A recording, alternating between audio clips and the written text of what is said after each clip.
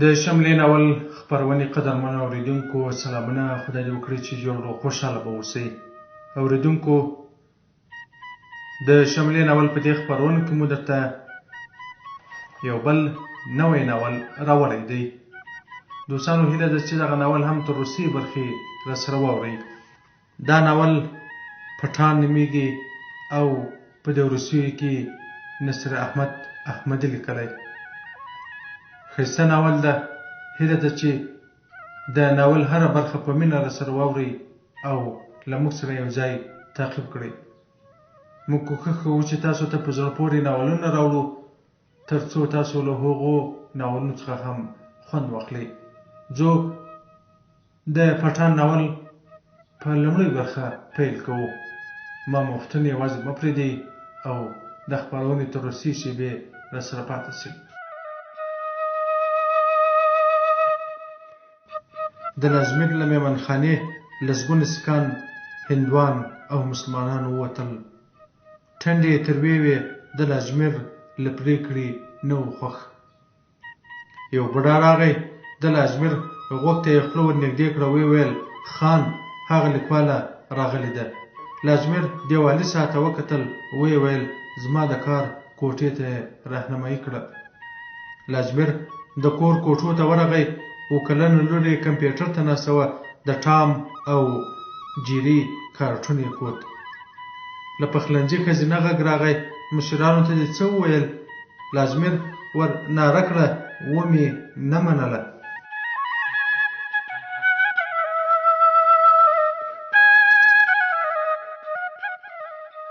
لور یې ور وکتل.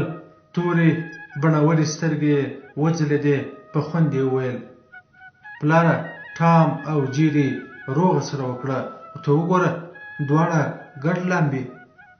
ماشومې د کمپیوټر سکرین راواړاوه. لازمیر ور وکتل. پیشو د موږک ولیو ته صابون نیولی و.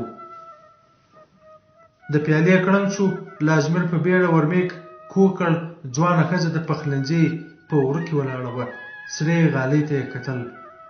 د پړ مخې پرتې پیالې تر څنګ له لندو شمو تود تاو پورته کېدو. لازمیر چټک ورغی. د ښځې لاس یې په خپل لاس کې ونیو. ګوتې یې لندې وې. سړي په بیړه د ښځې ګوتې خپلې خولې ته ورنږدې کړې. څو ځله یې پوه کړل. ښځې وویل: تا ته مې د شیدو چای تیار کړ، خو پیاله خبره یې نیمګړې پرېښوده. لازمیر وخندل. خپله مېرمن یې په غېږ کې ونیوله. ښځې په بیړه ماشومې ته وکتل. نجلۍ کمپیوټر ته وچې سترګې نیولې وې. ښځې د سړي پر لاسونو زور راوست. نه کېده. د لازمیر مټې غښتلې وې. ښځې ورو وویل: د نجلۍ به راپاڅي. سړي د ښځې له ډکو شونډو کلکه مچکه واخیسته. خپلې لور ته ورغی. ورو یې وویل: نازو بچی، کارتون ګوره، خو د مکتب کتابونه هم مه هېروه. شاته یې وکتل. ښځه نه وه. له اشپزخانې د لوښو کړنګا راتله. لازمیر ور ناره کړه: مه پسې ګرځه، چا مې همدا اوس له مېلمنو سره وڅښه. ځواب یې وانه ورېد. له میزه یې سهارنۍ اخبار راواخیست. په لومړي مخ کې یې خپل لوی رنګه عکس ولید. تر عکس لاندې په انګلیسي ژبه غټ عنوان ښکارېده: کابلی انجینر پټان به د هندوستان په سیاست کې برخه واخلي. اخبار یې کېښود. د ښځې غږ یې واورېد: ها. ور ویې کتل. ښځې د شیدو له چایو ډکه پیاله ورته نیولې وه. لازمیر پیاله ور واخیسته. پر څوکۍ کېناست. غړپ یې ورنه وکړ. ویې ویل: خوندور دی. ښځې وخندل. نجلۍ ته ور نږدې شوه. د هغې پر اوږده توره چوټۍ یې لاس تېر کړ. له المارۍ یې یوه دوسیه ور واخیسته. لازمیر وویل: بېګا دې تر ناوخته څه لیکل؟ ښځې د دوسیې پاڼې سره واړولې. ورو یې وویل: یوه جنجالي قضیه پر مخ وړم. د پوهنتون پر یوې نجلۍ جنسي تېری شوی، خو متهم وایي چې نجلۍ په خپله خوښه ورسره پرېوتې ده. د متهم خبره به رښتیا وي. ښځې وخندل. په سلګونو دوسیې مې مخکې وړې دي. تر اوسه یوه نارینه هم د ښځو پر وړاندې خپله پړه نه ده منلې. لاجمیر تشه پیاله کېښوده، ویې ویل خو که ګناه د نجلۍ هم وي، زما تکړه وکیله مېرمن به نارینه پړ کړي. بېغمه اوسه، ستا مېرمن یوازې د حق طرفداره ده. سړی ولاړ شو، ویې ویل د مورکۍ طبعه څنګه ده؟ ښځې وویل ښه ده، مخکې مې دوا ورکړه، ویده شوه. لاجمیر بلې کوټې ته لاړ، مور یې پر کټ پرته وه. ورغی، له روجایي راوتلې ډنګرې پښې یې ښکل کړې، بېرته دهلیز ته لاړ، خپلې ښځې ته یې ور غږ کړ یوه مرکه لرم. بیا څوک راغلي؟ یوه لیکواله ده، زما پر ژوند کتاب لیکي. ښځه د کوټې په وره کې ودرېده، سړه ساه یې وایسته. په هفته کې یوه ورځ رخصتي لرې، نیمه یې په مرکو تېره شي. سړي وخندل، خو دا ځل د نیمې ورځې خبره نه ده، د ټول ژوند خبرې رانه غواړي. سړی له کوټې ووت، د کار دفتر یې په میمنخانه پورې نښتی و. ورغی، یوه ځوان نجلۍ ودرېده، لاجمیر ته یې لاس ورکړ، بېرته پر څوکۍ کېناسته. نجلۍ وویل مننه چې له دومره مصروفیت سره دې بیا هم د اوږدې مرکې وخت راکړ. لاجمیر نجلۍ ته مخامخ کېناست، د دواړو ترمنځ ایښي واړه میز ته یې وکتل. د ثبت د آلې سور کوچنی ګروپ بل و. د نجلۍ ورپام شو، ویې ویل مجبوره یم، خبره دې باید د کتاب د لیکلو لپاره ثبت کړم. لاجمیر وویل ښه نو مرکه شروع ده. نجلۍ وخندل، ستا هره دقیقه ما ته ارزښت لري. لاجمیر غلی و. نجلۍ وویل د باندې ځینې سپین ږیري په مخه راغلل، دا دریم وار دی چې د دوی خبره نه منې. لاجمیر وویل سیاست ته نه یم جوړ، خو دا د سیمې د اوسېدونکو غوښتنه ده چې ته باید پارلماني انتخاباتو ته ځان کاندید کړې. لاجمیر وویل ما انجینري ویلي، له سیاست سره علاقه نه لرم. پوهېږم دې خلکو ته د خدمت لپاره مناسب کس نه یم، خو د اسام د ایالت هندو سیک مسلمان ټول تا غواړي، په کامیابېدو کې دې شک نشته، بیا یې هم نه غواړم.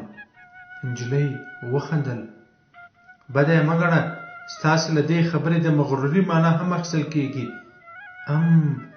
دومره خلک به مغرور انسان نه غواړي. خو که ستاسې پر ځای بل څوک وای، له ډېرې خوشحالي به یې وزره کړې وای.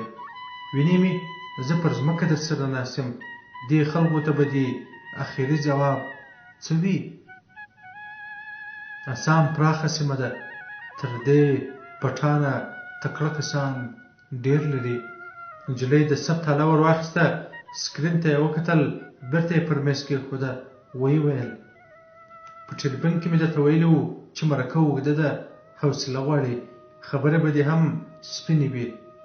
پټان پر خپله ژمنه ولاړ دی. نجلۍ وویل ښه نو اوس به اوله پوښتنه راواخلم، خو یوه هیله، ځوابونه به په تفصیل راکوې. هندوستان ته څه وخت راغلی؟ 1994 کال و. هغه وخت 14 کلن وم. تره مې احوال راولیکه چې پلار دې مړ شو، راځه که نه ټول بغان درنه پاتې بوله. بغان؟ پلار مې دلته په اسام کې لوی کاروبار درلود، سود یې کوو، غریبو خلکو ته به یې په پور پیسې ورکولې، کال بعد به یې ګټه ترې اخیسته. که به پور وځنډېد، بل کال به پوروړی 2 برابره ګټه راتلله. پور اخیستونکی یې معلوم و. 8 لوی کلي، معنا په همدې 8 کلیو کې زما له پلاره پرته بل چا د پور ورکولو حق نه درلود. نورو سودخورو خپل کلی درلود، همدې د کاروبار ساحې ته بغان وایي. غلی شو. نجلۍ وویل له پوښتنو پرته راته وغږېږه، د کیسې په بڼه طبیعي راځي. په افغانستان کې د خپل ژوند په اړه یو څه راته ووایه.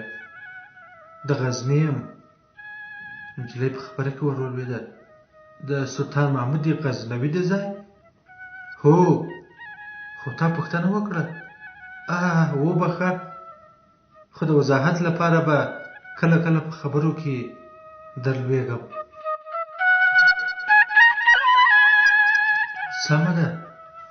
کلی مو د غزني له ښاره 40 کیلومتره لویدیځو خواته پروت دی. زه د مور یو زوی یم. پلار مې له مور سره یوازې 1 کال تیر کړ. بیرته دلته هند ته راغی. تر مرګه همدلته و. ولې؟ زمونږ د سیمې ځینې کسان په هند کې سود کوي. ډېرو خپلې مېرمنې همداسې پرېښي دي. 10 کاله، 20 کاله، 30 کاله یا تر دې ډېر ځینې دلته مړه شي. یا هغه وخت وطن ته ځي چې نور په تن کې 1 پاو غوړ نه وي پاتې. ځوانې جانې ښځې تر مرګه د دوی په نوم ناستې وي. زما مور هم همداسې وه. بس 1 کال یې له خپل مېړه سره تیر کړ. ما هم خپل پلار یوازې په عکسونو کې لید. نور ژوند مو ښه و. د نیستۍ ویره مو نه درلوده. پلار مې له اسامه په خرپ پیسې رالېږلې. په ټول کلي کې 2 موټر سایکله وو. یو زما، بل د ملک د زوی. تر غرمې مې مکتب وایو. مازدیګر فوټبال ته تلم. تیز وم. توپ چا نه شوی رانه وړی. تر خفګانه مې خندا ډېره وه. بس د پلار مرګ هر څه بدل کړل. هغه وخت زمونږ په وطن کې موبایلونه نه وو. مسافرو به خط یا پیټر رالېږله. یو ماښام له فوټباله کور ته لاړم. مور مې ژړل. مور مې پخوا هم په ژړا لیدلې وه، خو زما تر مخې اوښکې نه تویولې. نه یې علت راته وایو، خو زه پوهېدم چې خپل قسمت خوابدي کړې ده. 1 کال له مېړه سره تېر که. 14 کاله یې مه وینه. سخته ده، خو دا ځل یې برالا ژړل. کوکې یې وهلې. تر څنګ یې کېناستم. ما ته یې وکتل. یو دم یې غېږ رانه تاو کړه. ژړا یې زور ونیو. زه غلی وم. د پوښتنې زړه مې نه درلود. اخر مې مور په خپله د چای پیته سرته کړه. د تره ثبت شوی خواشینی غږ مې واورېد. ویل یې چې جنت ګل د خدای وبښي. زړه یې ودرېد. بیا یې له څو وارې پزه کشولو وروسته د جنازې او فاتحې په باره کې اوږدې خبرې کړې وې. ویل یې چې جنازه یې درنه وه. په اسام کې میشت ټول پښتانه راغلي وو. له خلکو ځای نه کېدو. 3 ورځې مو پاتا واخیسته. په اخر کې زما د پلار جنتي کېدل تضمین کړل. ویې ویل چې بختور و. د دوزخ دروازې بندې وې. د جمعې په شپه زړه ودرېد. مور مې ژړل، خو ما ته پروا نه راتلله. ما خپل پلار نه و لیدلی. په پلرنۍ مینه نه پوهېدم. بې تفاوته وم. نه یې راسره خندلي وو، نه یې راسره ژړلي وو.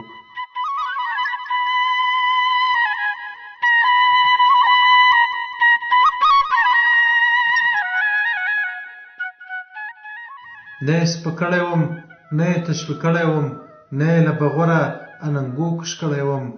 آن غږ مې هم نه و اورېدلی. ژړا به ولې راتله؟ داسې څوک مړ و چې نه مې درلود. میاشت لا نه وه تېره چې د تره خط راغی. لیکلي وو چې زما د خپل بغان کارونه ډېر دي. که را نه شې نو د پلار سرمایه دې له لاسه وتلې بوله. دا یې هم لیکلي وو چې حاجي بړیڅ ته مې احوال ورکړی. ورشه د پاسپورټ او ویزې غمه به دې وخوري. موږ له ترونو سره په 1 کلا کې اوسېدو، خو د دنیا حساب مو بیل وو. له مور سره مې خبرې وکړې. نه قانع کېده. ویل چې همدا یو تا لرم. ستا په هیله مې سر سپین کړ. د خدای روی ومنه، مه ځه. خو چاره نه وه. هستي نیستي مو له لاسه وته. مور مې په سخته راضي شوه، خو د غزني په اولیاوو یې قسم راکړ چې ټوله مسافري به دې تر کال نه وړي. له حاجي بړیڅ سره کابل ته لاړم. په لومړي ځل مې لوی ښار لید. د ښار یوه خوا ړنګه وه، خو بلې خوا ته یې لا روغ تعمیرونه ولاړ وو. د پاسپورټ کارت اسانه وو، خو ویزه له کمیشن کاره پرته نه جوړېده. د هند سفارت هم پوهېدلی وو چې د غزني، پکتیکا او پکتیا خلک بیرته نه راځي. حاجي بړیس بلد و کمیشنکار ته یو نیم سل لکه پخوانۍ افغانۍ ورکړې. هغه وخت 1000 افغانۍ یوه هندي کلدانه کېده. دویمه هفته ویزه لګېدلې پاسپورت کور ته راغی. اوس نو شناخته سړي ته ماتلوم. پیدا شو په ماماخیلو کې مې یو څوک هندوستان ته تلو. د تګ ورځ را ورسېده. مور مې تر ډېره په غېږ کې نیولی وم. په ژړا کې یې یوه خبره کوله. قسم وکړه مسافرۍ به دې تر کال دېرش پو نه اړوې. سخته وه. په لومړي ځل له هغه چا تلم چې ماته یې د مور پلار خور ورور مینه راکړې وه. په سخته مې ځان ترې جلا کړ. په غوټه کې تړلې کالي مې راواخیستل.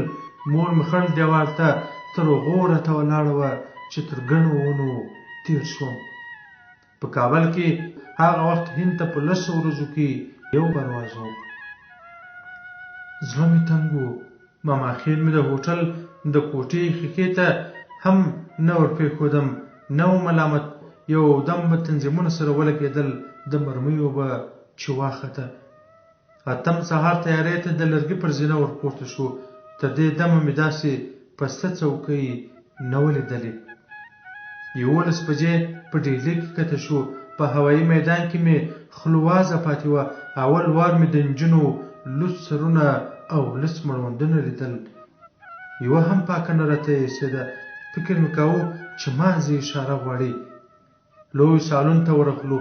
ګڼه ګوڼه وه. خلک لکه تور میږیان یوې او بلې خواته کېدل. ماما مې تر مټ کلک نیولی وم. په کتار کې ودرېدو. هر یو په خپل نوبت مخامخ غرفې ته ورتو. نیم ساعت یا تر دې ډېر وخت وروسته وار راغی. په غرفه کې یوه تور نجلۍ ناسته وه. اوس مې هم په یاد ده. د تکو تورو غټو سترګو سپینې د مستو غوندې تک سپین راته ښکارېدل. نجلۍ پاسپورت ته وکتل. بیا یې سر پورته کړ. مسکه شوه. څه یې وویل پوه نه شوم. ماماخیل مې ورسره وغږېد. نجلۍ پاسپورت ټاپه کړ. ما ته یې ونیو.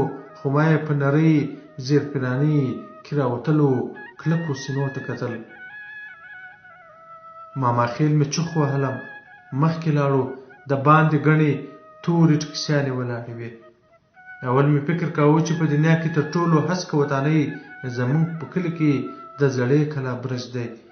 بیا چې کابل ته په پاسپورت پسې لاړم تر تیارې راښکته مې د مخابراتو د وزارت تعمیر لید. خو په ډیلي کې ډېر تعمیرونه له تصوره وتلي وو. ماسپښین یې هوټل ته ورغلو. په 3م منزل کې کوټه راکړه. د مني وروستۍ میاشت وه. خو له خولو لوند وم. ماماخیل مې پر دیوال سپین بټن ټینګ کړه. د چت پکه وچونګېده. بیا یې ډوډۍ راوغوښته. دال او وریجې وې. خو اوله ګوله مې تر کټ لاندې تو کړه. صاف مرچ ول. مازدیګر مې ماماخیل د آسام په اړه لنډ راته وغږېد. ویل یې چې د هندوستان په شمال کې پروت دی او له ډهلي د ریل 300 روزه مزل غواړي.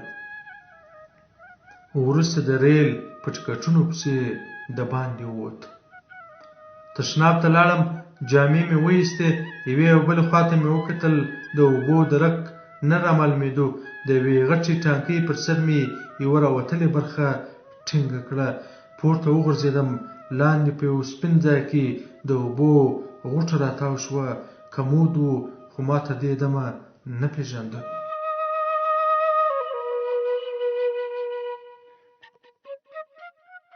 پورته مې وکتل. شاوخوا ته مې پام شو. د شاور عکس مې له د مکتب په یو کتاب کې لیدلی و. یوه شېبه اوبو ته ودرېدم. تودې وې. بیا مې په ټټر لاس راتېر کړ. تورو خیرو پلتې وایستې. د ډهلي نرمې هوا او تودو اوبو مې د غزني د مني خیرې پاسته کړي وو. 3 ځله مې پر سر او ځان صابون تېر کړ. آن له وطنه راوړې چاودې مې هم پستې وې. عینې ته ودرېدم. ما کله داسې رڼا تور ویښته سپین مخ او سره بغور درلودل. کوټې ته لاړم. تړلې غوټه مې راواخیسته. تر ډېره مې زړه نه کېدو چې د مور په لاس د کاټ شویو جامو کاتونه مات کړم. جامې مې واغوستې، کړکۍ ته ودرېدم. لاندې ګڼه ګوڼه وه. یوې غوا پالک خوړل، خو سبزي پلورونکي یوازې ورته کتل. سهار ریل ته وختو. وړه کوټه وه. دواړو خواوو ته یې 2 منزله کټونه ایښي وو. ماماخېل مې پورته کټ راوښو.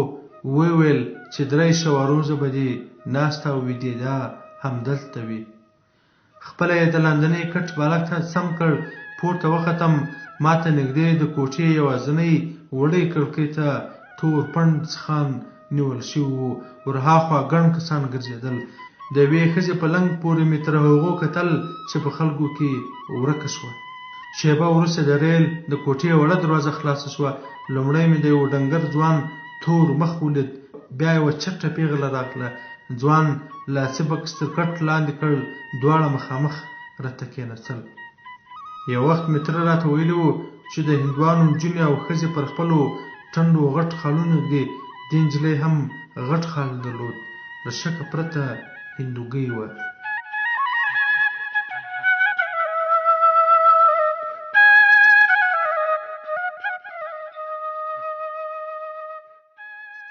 دواړو کتابونو مخې ته ونیول، خو ما نجلۍ ته کتل. ښه شېبه ووته، کښ شو، کوټې جټکه وخوړه. ریل ورو حرکت وکړ. وروسته تېز شو، خو د ډهلي ښار نه خلاصېدو. رکشې، موټرونه، پلي خلک شاته پاتېدل. څو ځایه مې تکې تورې خیرنې ښځې، نارینه ماشومان ولیدل چې د سړکونو پر غاړو د ونو سیورو ته پراته وو. وروسته په پخو تعمیرونو کې خام کورونه ورګډ شول. بیا شنې ونې او شنې کروندې راغلې. یو ځای په ډنډ خړو اوبو کې چاغې تورې میښې لمبېدې. سر مې ولګاوه. تر یو څو وخته مې د لاندې ناستې نجلۍ لوڅې غاړې ته کتل. بیا خوب وړی و. یو وخت مې زوروره خندا واورېده. سترګې مې رڼې کړې. پورته ژېړ کمزوری ګروپ بل و. ماماخېل مې له هلک او نجلۍ سره خندل. کېناستم. ریل وړې جټکۍ درلودې. له کړکۍ مې د باندې وکتل. تیاره وه.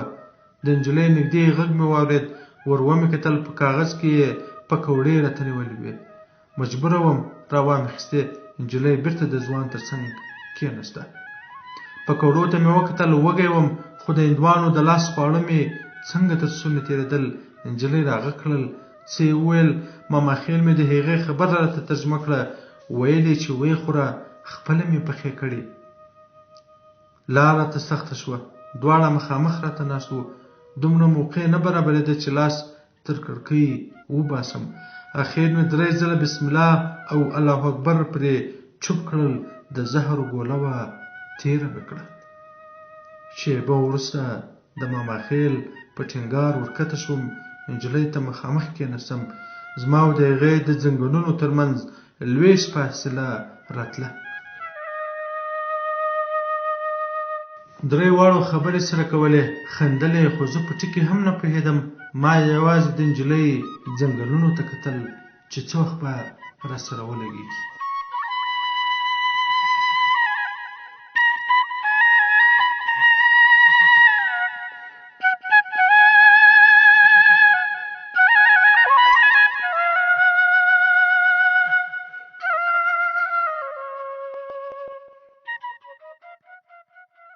تر ناوخته ناست وو. کله کله به نجلۍ لنډ راته وکتل.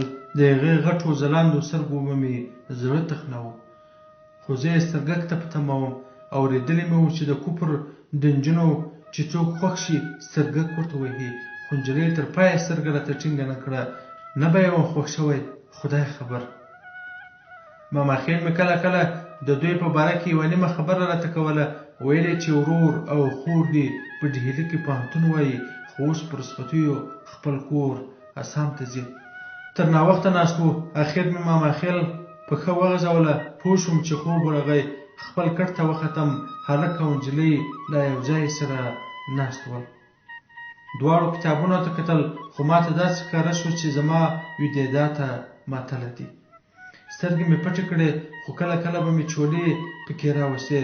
هلک او نجلۍ هماغسې ناست ول. ماماخېل به مې کله کله وخورېد. د کلي د سپین ږیري مدامین اکا خبره مې په زړه کې راګرځېده. په کوپارو کې خور او مور نه دي معلوم، بس موقع ته ګوري. سترګې مې تر ډېره نیوکه نیولې وې. په تمه وم چې ځوان به څه وخت نجلۍ ورړنګه کړي، خو هېڅ هم ونه شول. ځوان خپل کټ ته وخوت. نجلۍ لا کتاب وایي. بیا هم تر ډېره ویښ وم. تمه مې درلوده چې کله به مې پر ورانه د نجلۍ پوست لاس لګېږي. یو وخت مې اوږه درنه شوه. له نجلۍ پرته به نو بل څوک ول.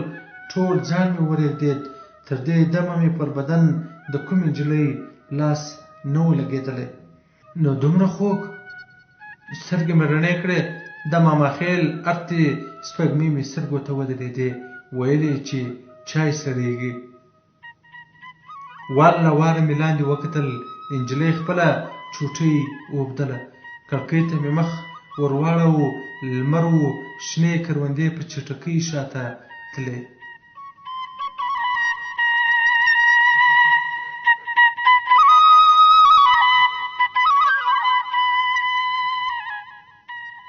ماماخېل مې د باندې کوچني تشناب راوښو. شېبه وروسته بېرته راغلم. ځوان چای څښه. نجلۍ په غوږونو کې ګوشیانې ټومبلې وې. کله کله به یې اوږې پورته واچولې. 3 ورځې له کړکۍ سره پروت وم. له شنو فصلونو پرته مې خړ ځای ونه لید.